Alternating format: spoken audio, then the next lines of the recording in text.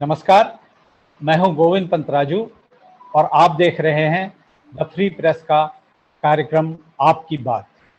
आज एक बार फिर आपकी बात में हम चर्चा कर रहे हैं कोरोना के जो भयावहता है उसके बारे में, कोरोना के जो उससे उससे लोगों को बचाने की जो सरकारी कोशिशें हो रही हैं उनके बारे में, उसको लेकर जो राजनीति करने की कोशिश हो रही है उसके बारे में, और जो सबसे बड़ा सवाल फिलहाल कोरोना को लेकर है वो कोरोना के जो पीड़ित हैं उनको जो ऑक्सीजन की कमी का जो एक तरह से पूरे देश भर में जो एक बड़ी समस्या के तौर पर देखने को सामने आ रहा है। और ख़ास तौर पर उत्तर प्रदेश, अगर लखनऊ की बात करें तो लखनऊ जितनी बड़ी तादाद में लोग यहाँ ऑक्सीजन सिलेंडर्स के लिए परेशान हैं, लोगों की सांसें घुट रही हैं, तिल-तिल कर लोग मर रहे हैं ऑक्सीजन के बिना, लोगों को बहुत बड़ी परेशानी का सामना करना पड़ रहा है। और ऐसे में जो बोकारो से जो ऑक्सीजन एक्सप्रेस लखनऊ के लिए ऑक्सीजन टैंकर्स को लेके आई थी, उनका यहाँ आज वो यहाँ पहुँचे हैं। उनके यहाँ पहुँचने के बाद स्थितियों में क्या बदलाव आएगा? क्या अब ये उम्मीद की जाए कि जो ऑक्सीजन की जो तात्कालिक समस्या है उसका समाधान हो जाएगा? मेरे साथ इस बारे में बात करने के लिए मेरे साथ मौजूद हैं वरिष्ठ पत्रकार शरद प्रधान। मैं आपसे जानना चाहता हूं शरद जी कि क्या ये जो बोकारो से ऑक्सीजन एक्सप्रेस लखनऊ पहुंची है, इसके पहुंचने के बाद ये जो स्थितियां हैं ऑक्सीजन की कमी की, उनमें किसी तरह का कोई बदलाव आपको आता हुआ दिखाई दे रहा है? कोई संभावना ऐसी लग रही है कि चीजें थोड़ा सुधरेंगी? नहीं, इससे निश्चित रूप से सुधरनी तो चाहिए ही।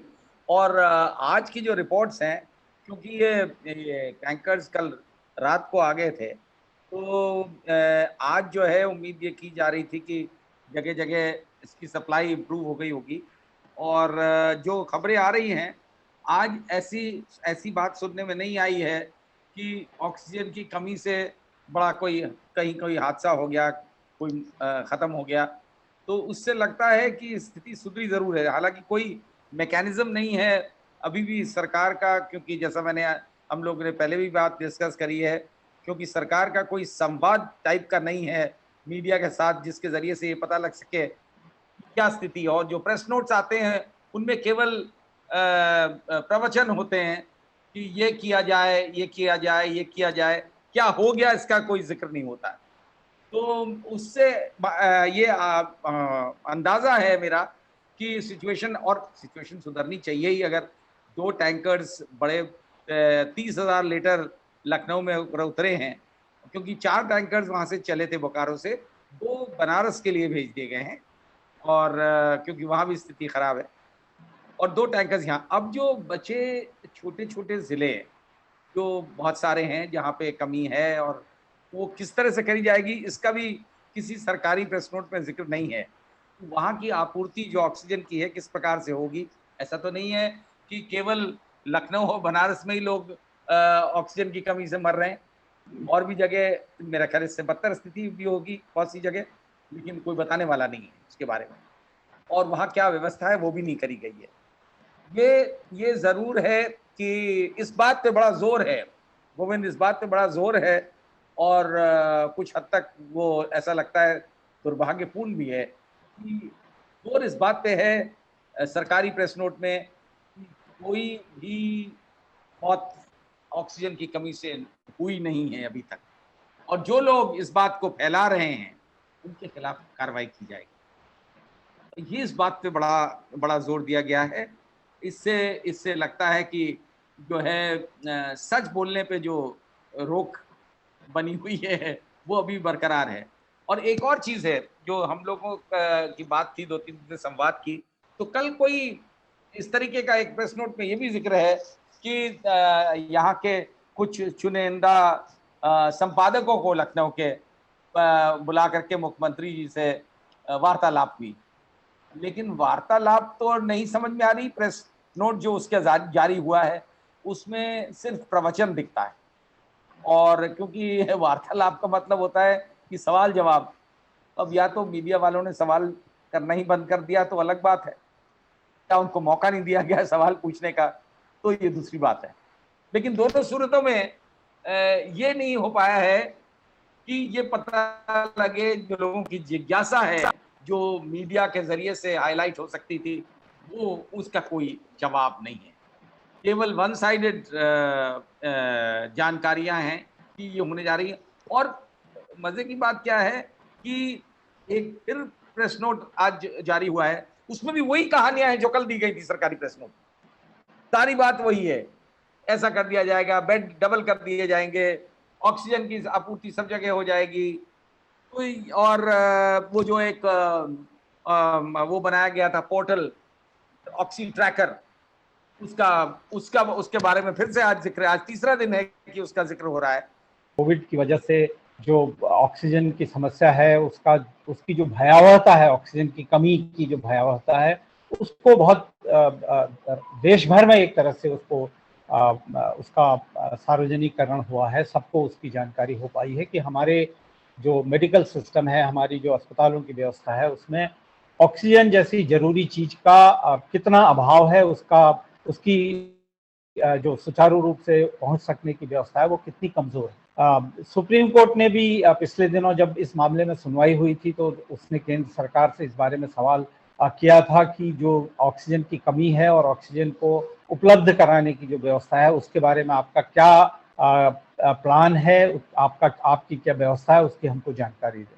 आज प्रधानमंत्री ने भी एक बड़ी पहल इस बारे में की है ऑक्सीजन को लेकर, और देश के सभी 551 जिलों में ऑक्सीजन प्लांट लगाए जाने की उन्होंने घोषणा की है, और उसके लिए धन की भी व्यवस्था की बात की गई है, और ये प्लांट लगेंगे। हालांकि इसका अभी जो तात्कालिक तौर पर जो समस्या है, उसमें इसका लाभ तो कितना होगा ये तो अभी दिखता नहीं, क्योंकि किसी भी हालत में प्लांट लगने में जितना वक्त लगेगा, मुझे लगता है तब तक जो समस्या है वो या तो अपने आप स्वतः कम हो जाएगी, या फिर उसकी जो गंभीरता है, उसकी चपेट में उसके न होने, ऑक्सीजन न होने की वजह से लोगों के मरने की जो संख्या है, आंकड़ा वो बढ़ेगा।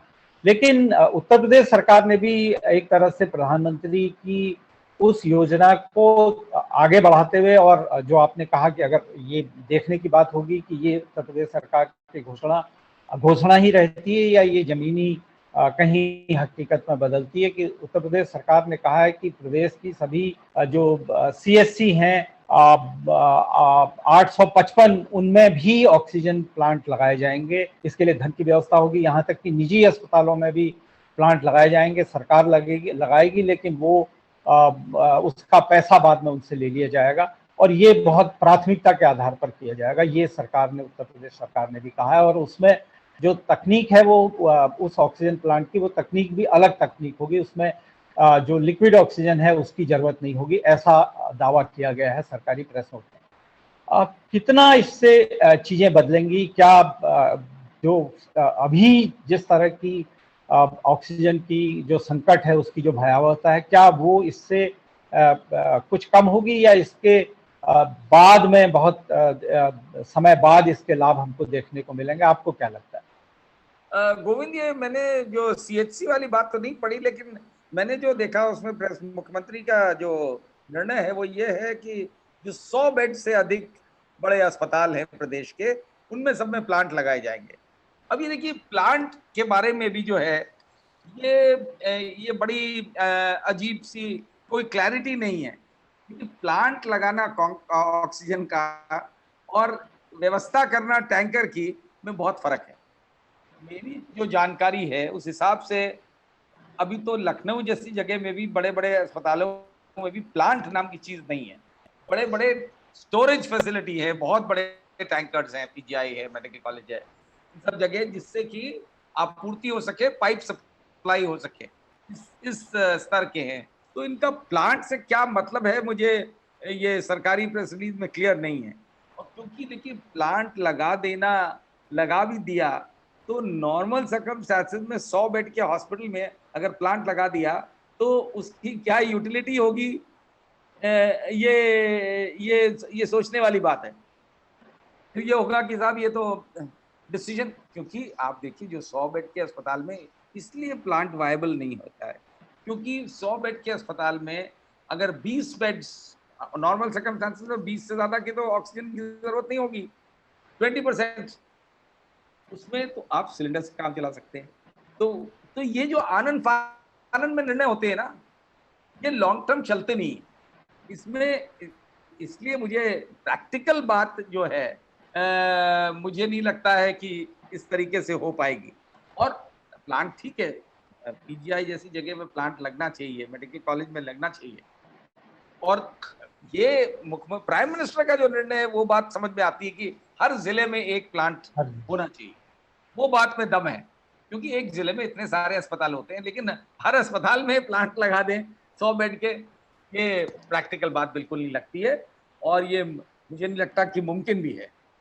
तो ये तो नहीं, बस लेकिन अभी, हाँ राज्य सरकार ने जो क्लेम किया है, जो राज्य सरकार ने जो जिस तरह के प्लांट लगाने की बात कही है, वो कुछ इस तरह का है कि उसके लिए लिक्विड ऑक्सीजन की जरूरत नहीं होगी। वो मतलब जितना हम समझ पाए उस प्रेस नोट के जरिए, वो छोटा ऑक्सीजन प्लांट होगा जिसमें शायद हवा से ही ऑक्सीजन को अच्छा, अलग करके उससे व्यवस्था बनाने की बात है। वो तो गोविंद अगर फिर ये है और ये कोई ऐसी टेक्नोलॉजी है जो कम पैसे में, कम देखरेख में काम कर सकती है, तो निश्चित तौर पर इससे कुछ लाभ तो होगा।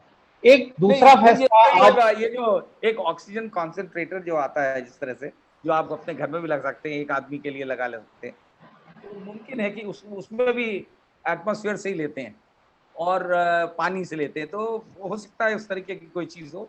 अच्छा है, लेकिन ये अब सोचा जा रहा है, खैर देर आए दुरुस्त आए। अगर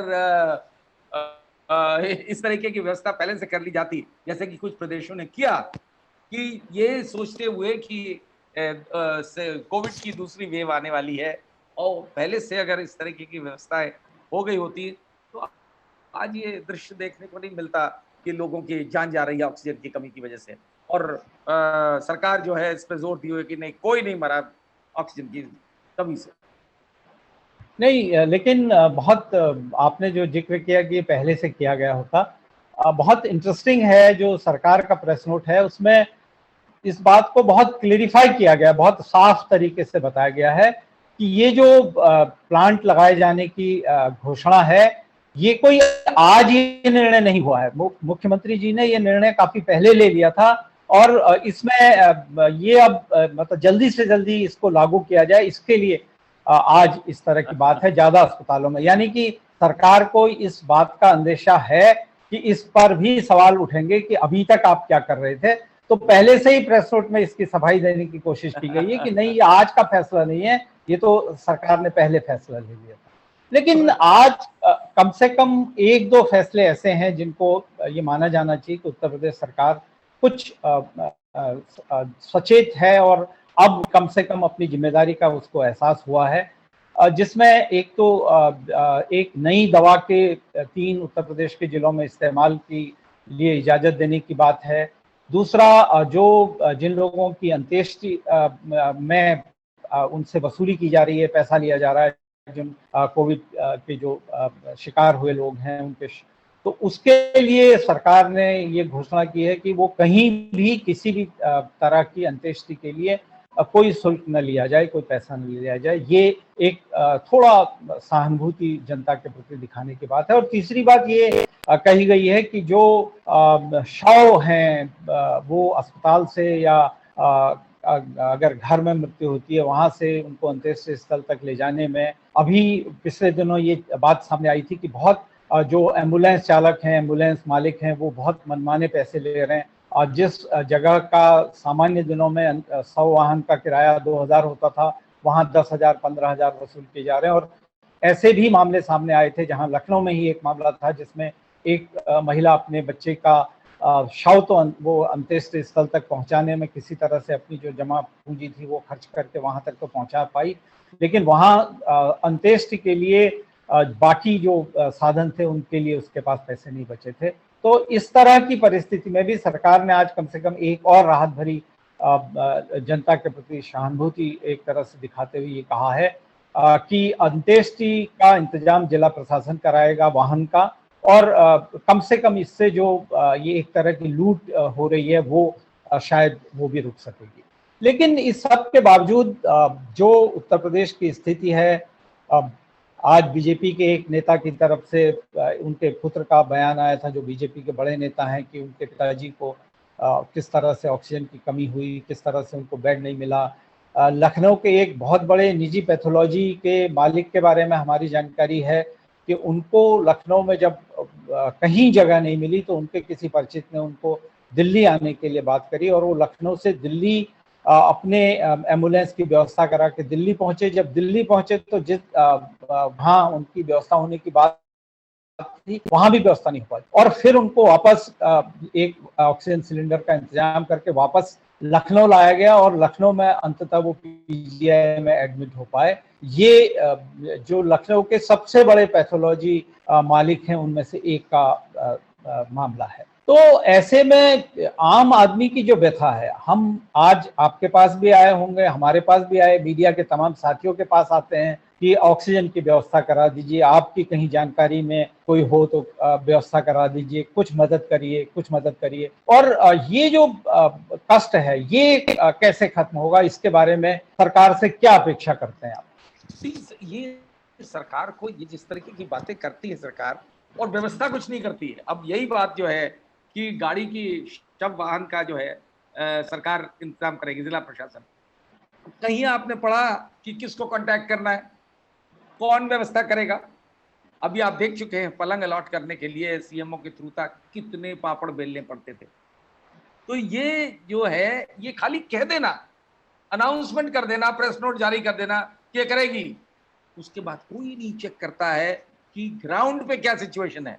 अगर इसी के साथ ये भी जारी हो जाता कि भाई फला आदमी नोडल ऑफिसर बना दिया गया, वो देखेगा इसको, उसके ये नंबर्स हैं। अभी आप अगर पता करेंगे, जिला प्रशासन में किसी को ऑथराइज नहीं किया गया होगा इसको करने के लिए। ये जो एडहॉकिज्म है कि बस आदेश जारी कर दिया, अब देखी जाएगी बाद में जब कुछ होगा। और ये भी तब हो रही है जब तमाम शव बिछे हुए हैं जगह जगह। कितने दिन लगे, मीडिया में इतना क्रिटिसिज्म हुआ, सोशल मीडिया में इतना बात उजागर हुई, तब तक कान में जू नहीं रही कि जब तक जो है लोगों के शव बिछने लगे जगह जगह, तमाम बुरी तरह से लोग अभाव में, ऑक्सीजन के अभाव में मरने लगे, तब तक व्यवस्था करने की जरूरत नहीं क्या? मुझे ये नहीं समझ में आता कि सरकार को और अधिकारियों किसी को अकाउंटेबल ठहराना चाहिए। ये साफ जाहिर है कि सरकार जो है ऑफ गार्ड थी, उसने उम्मीद ही नहीं करी थी कि इतनी बुरी हालत होगी। इसमें भी ये वाली जो बात आपने बताई कि ये कह दिया गया कि साहब मुख्यमंत्री पहले ही निर्णय ले चुके थे कि जगह जगह प्लांट लगाए जाए, ये तो और भी अफसोसजनक बात है कि निर्णय अगर ले चुके थे तो अभी तक क्यों बैठे हुए थे निर्णय पे? कौन लोग बैठे हुए थे निर्णय पे? उनके खिलाफ कार्रवाई हुई क्या? जाहिर है कि ब्यूरोक्रेट्स होंगे, अफसर ही होंगे जो बैठे होंगे उन निर्णय पे, अगर निर्णय वाकई में लिया गया था। तो ये सब चीजें जाहिर करती हैं कि सरकार का में सीरियसनेस की कमी है इस तरीके के आपदा से डील करने में। और या फिर सरकार इतनी ओवर कॉन्फिडेंट थी कि यह होना ही नहीं है। जैसे सुनने में आता है, आपने देखा होगा कई उस दौरान जब लोग मास्क नहीं पहनते थे, कई स्टोरीज में देख रहा था टीवी चैनल्स में कि कोई एक दिन कोई चैनल्स वाले थे जो विधानसभा में खड़े होके बाहर पूछ रहे थे विधायकों से। अधिकतर विधायकों को कह रहा था क्या कौन सा कोविड, खत्म हो चुका है कोविड, ये एटीट्यूड था लोगों का। तो शायद ये जो चीजें हैं नहीं समझना, और उसके लिए बात जनता को ब्लेम कर देना, जनता को ब्लेम कर देना कि साहब पब्लिक नहीं पहनती मास्क। अरे भैया, सरकार के स्तर पे भी तो कुछ दायित्व है। किसी का अभी तक कोई अकाउंटेबिलिटी है कहीं पर नहीं। एक चीज आज गोविंद अच्छी हुई है इसके अतिरिक्त, आज ये जो रक्षा मंत्री राजनाथ सिंह की तरफ से जो पहल हुई थी डीआरडीओ का अस्पताल बनने की, जिसमें काफ़ी सुना है 400 450 बेड्स हैं होने वाले हैं और 300 वेंटिलेटर्स उसमें लग रहे हैं। बहुत बड़ी व्यवस्था है, बड़ी बड़ी स्पीड पे, सुपर स्पीड पे लगाया गया। वो जो है आज पहली बार मुख्यमंत्री की तरफ से उसको एक्नॉलेज किया गया कि हाँ वो बन रहा है। कुछ ऐसा लग रहा था कि केंद्रीय रक्षा मंत्रालय में और प्रदेश सरकार में कुछ तालमेल नहीं है उसको लेकर के, क्योंकि जाहिर है वो लगाने का जो राजनाथ सिंह यहाँ के सांसद भी हैं और वो अपनी इस रिस्पॉन्सिबिलिटी को निर्वाह करने के लिए उन्होंने अपनी मिनिस्ट्री का इस्तेमाल किया, अच्छी बात है। तो लेकिन ये अच्छा हुआ है कि मुख्यमंत्री ने उसको एक्नॉलेज किया है और जो मेरे सोर्सेज है उसी तरह से पता लगा है कि 27 या 28 तारीख तक वो चालू हो जाएगा। वो हो गया तो एक बहुत बड़ी राहत मिलेगी लोगों को।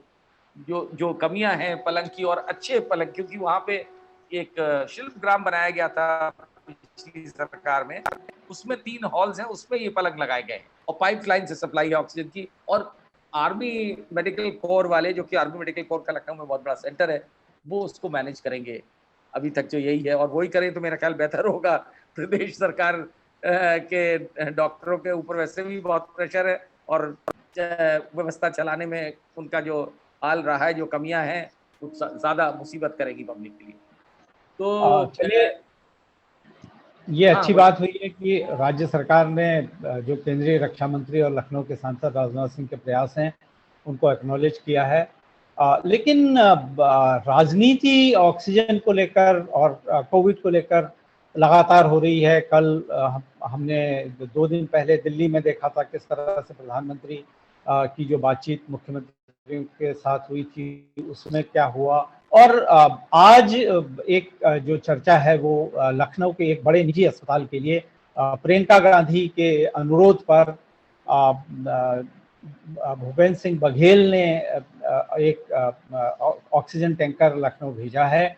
और उसके बाद प्रियंका गांधी का एक ट्वीट आया है कि योगी जी, आप चाहे इसके लिए मुझे जेल डाल दीजिए, लेकिन मैं, ये बड़ी समस्या है और मैं इसके लिए कुछ भी, जनता के लिए मैं कुछ भी करने को तैयार हूँ। आपको लगता है ये जो ये कोशिश है दूसरे राज्य से एक निजी अस्पताल को ऑक्सीजन टैंकर भेजे जाने की, और जो निजी अस्पताल आम आदमी के लिए नहीं है, बहुत महंगा अस्पताल है जहां आम आदमी अपना इलाज नहीं करा सकता, अगर प्रियंका गांधी या कांग्रेस वाकई में उत्तर प्रदेश की जनता की मदद करना चाहती, तो ये इस किसी बड़े अस्पताल को भेजने के बजाय राज्य सरकार के पास भेजा जाता और या मेडिकल कॉलेज के पास भेजा जाता जहां आम आदमी जहां उसका इस्तेमाल कर सकता।